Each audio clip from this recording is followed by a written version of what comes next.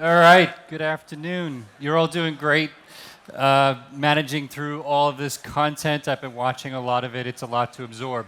So in that vein, I have two goals in 10 minutes.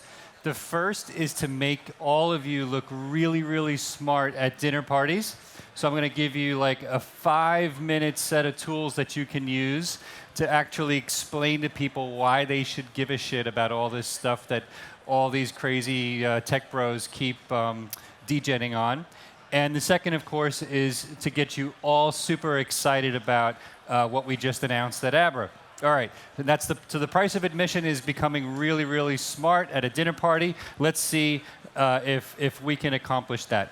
So the premise of this is that the banking system is really screwed, and there might be a way to fix it. So everything on this slide you all already know. I don't need to read it to you. But I actually think the single biggest problem with the banking system today is the big lie. And the big lie is that when you give $1 to a bank, that dollar becomes a liability on the bank's balance sheet. So think about that for a second.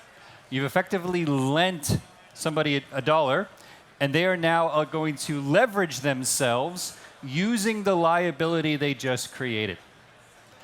All right? If you don't appreciate how messed up that is in a system where every single government is so over in debt that they have zero chance of paying it back, then I don't know what else to tell you, okay?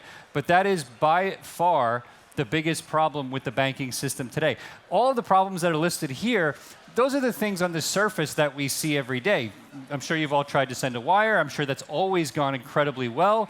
I'm sure you've always tried to access a person at a bank at 8 p.m. at night. I'm sure that's always gone incredibly well. I'm sure you've all tried to start a wire, a bank wire at 3 p.m. on a Saturday, and that's gone incredibly well, et cetera, okay? But again, even with all of that nonsense, and by the way, Citibank in Germany is a completely different company from Citibank in the U.S. because banks have borders today. All right, but even with all of that, even if you fixed all of that, if you don't fix the liability problem, you haven't fixed banking. All right, so can crypto fix this? Obviously, I believe the answer is yes, because I wouldn't be here if I didn't, and I would have called the talk something else.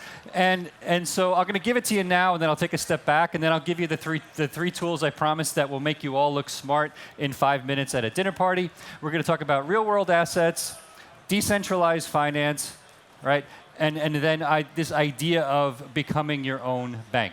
All right. So real-world assets. The idea. This is the most overused expression in crypto right now, especially in Silicon Valley, where VCs are looking for the next thing. So let me make it really simple. Why should you care about this idea of tokenizing real-world assets? In the short term, I believe it comes down to one thing, and that is the ability to create collateral that is useful in lending. That's it. There are other things that are going to matter long term, but just forget about them for a second.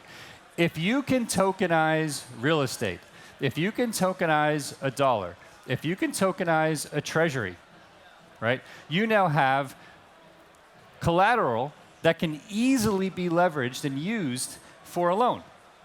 Okay? Why is Bitcoin listed on this slide when I'm talking about real-world assets? Well, I actually believe that Bitcoin is the ultimate real-world asset when it comes to lending. It's the most pristine asset we've ever had. It's the only asset on this slide that wouldn't require a court to adjudicate its use via a token, right? Because it doesn't have any component in the physical world other than the key that you would be holding to actually prove ownership of that Bitcoin. But the most important point here is this idea that you now have collateral that you can use, right, in a way that doesn't require some third party to go out to a house and create value and what is it worth, or different financial systems to actually leverage the collateral. You can actually create a normalized standard to use real-world assets as collateral. This leads to part two. What are you going to do with those real-world assets that you've tokenized? Okay? Well, this is where DeFi, right, comes in. So we now have the collateral. How do I use my tokenized collateral to borrow or earn yield? Right? I want to take my tokenized property and earn yield on it. I want to take my Bitcoin and earn yield on it. What DeFi basically is, again, all the complexity aside, it is basically a marketplace. It's a marketplace with no off switch. The marketplace with no off switch basically does three things for you easily, and we're adding more things to the list every day. The first is it lets you lend into a pool and earn yield back, meaning you get back more than what you lent in. The second thing is take the collateral that we just talked about on the previous slide, could be Bitcoin, could be other cryptocurrencies, could be tokenized assets, right? Use them as collateral and take other assets out of the system, usually at a significantly lower value than what you put in, right? But the reason you would do that is because you still own the underlying collateral, right? You don't want to sell your Bitcoin. You don't want to sell your house. You don't want to sell your Ethereum. You just want more assets that you can use in the meantime while you're still gaining value. Usually what you want to do is you want to deposit an appreciating asset, Bitcoin, and you want to borrow out in a depreciating asset, the US dollar, or any fiat currency for that matter.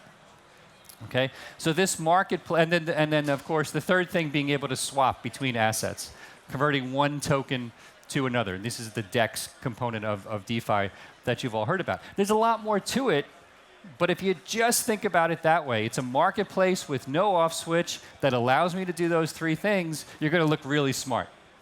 And you're going to be right. Okay? All right.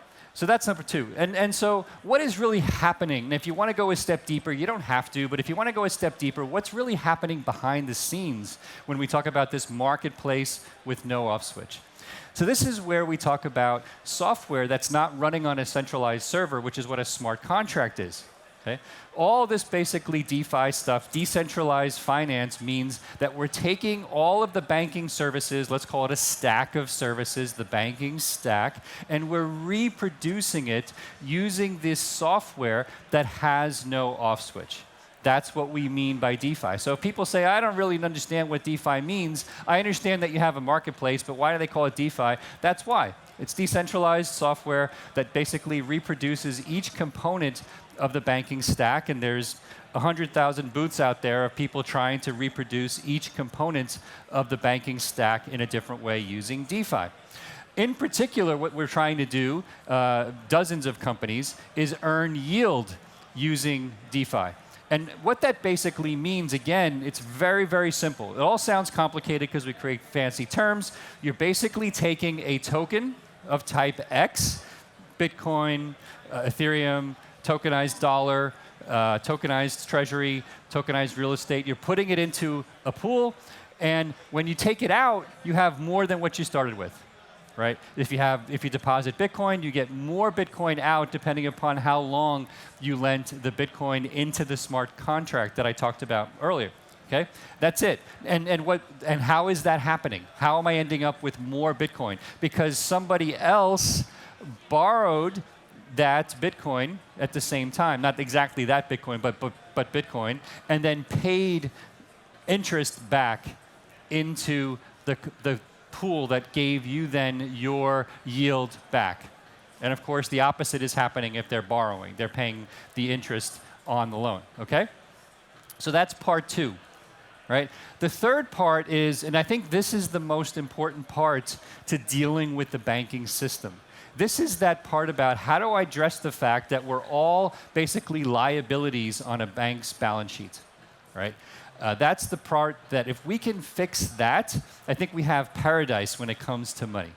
Right? And this is the idea that you can literally become your own bank. Now, that doesn't require that there's no third party, it turns out. Right? But there's a spectrum of what I mean by that, which I'll explain. So yes, many of us have hardware wallets that we can put in a drawer. It's not very useful other than the fact that we know it's there. It's very hard to earn yield. It's very hard to lend. It's hard to borrow, but you know it's there. What if you want to take advantage of all the services I've been talking about and still be your own bank? That's where the next generation technology has really come, I think, to fruition now, right? You can use multi-party computation, other technologies. Doesn't matter what's happening behind the scenes, but what matters is that each client at a bank or at a securities broker or other type of fiduciary can actually get their own vault, right? Which means that the assets that the third party is managing are no longer liabilities on their balance sheet. I hope this makes sense. This is a huge idea that is so simple, and it happens in the equities world all the time. Wealthy people create what are called separately managed accounts, and they get to hold their stocks off the balance sheet of the broker or the advisor. But this is possible in crypto now using this new MPC technology and other technologies actually as well. But you can access DeFi, access lending and borrowing and other services using third parties, right? And still maintain title to your assets. Right? So those are the three things that I think really matter. And I'm going to show you how at Abra we're basically leveraging all three of those concepts. So Abra's been around for a little under 10 years. We're a venture-backed company originally based out of San Francisco, now San Francisco, New York. We've got actually staff all over the world now. Traditionally, we were involved in trading and money transfer, and now we're doing asset management as well, which we have scaled as a new business very, very quickly. We've processed billions of dollars of trades, both for consumers as well as institutions. And we think that our ability to safely and conveniently provide access to these services is really our edge, and why we've managed to survive when so many companies that were trying to do this over the last market run, where many people are still trying to get their money out of bankruptcy. That's the reason why Abra has been able to survive. Here's some of our investors. Our largest shareholders include American Express, First Round Capital, Pantera. Well, you can see them all here. So we have a fantastic investor group, global as well.